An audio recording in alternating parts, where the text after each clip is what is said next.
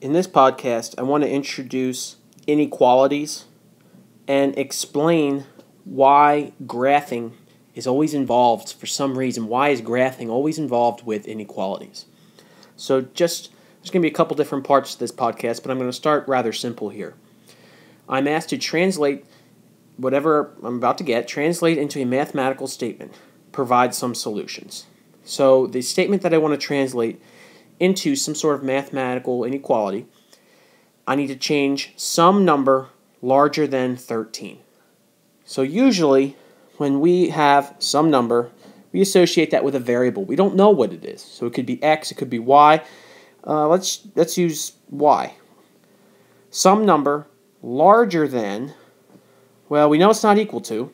So remember, with the greater than or less than sign, the crocodile always eats the largest number. So this number y, or this variable, whatever we put in here for y, needs to be larger than 13.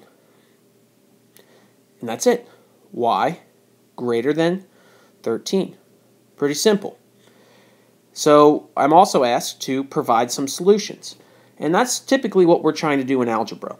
We're trying to rewrite things into mathematical statements, but then also solve them. Provide solutions, provide different numbers that satisfy this statement. So the statement that I have is y is greater than 13. So what are some numbers that I could substitute in for y that make this statement true? So could I plug 10 in for y and have it be true? 10 larger than 13? No, that's not true. But something that is true, well, let's choose 14. 14 is greater than 13. That's true. So some numbers, well, we could have 14. We could have 15. We could have 16. And that will go on. We could have 111. Or we could have 112. And that could go on. The point is, there are an unlimited number of numbers that satisfy this inequality. Typically, when we're working with equations, usually we see just one solution. That's not to say there aren't some equations that don't have more than one solution, or there are, as we know, there are some equations that don't have any solution. But what we'll see with inequalities is that every single inequality that we talk about, usually, I'm not going to say always, you don't want to use the word always in math, it's a strong statement, but usually every inequality that we're going to be working with is going to have many, many solutions. So that's why we want to graph them. We don't want to sit here and list 14, 15, 16, and we could be sitting here forever listing all the possible solutions that satisfy this inequality. So let's go to the next page here and show how we can graphically represent the solutions to this inequality. So in order to show all these solutions to this inequality, typically what we like to do is graph the solutions. That way it gives us a visual representation, and we don't have to sit here for a long time writing out all the possible numbers that satisfy this inequality.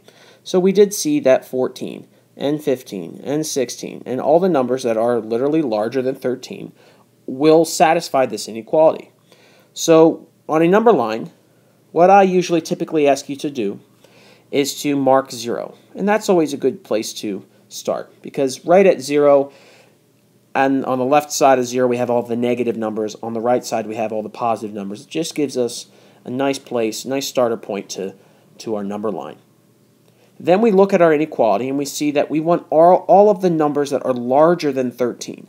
Well, we have to be careful there, because I started with 14.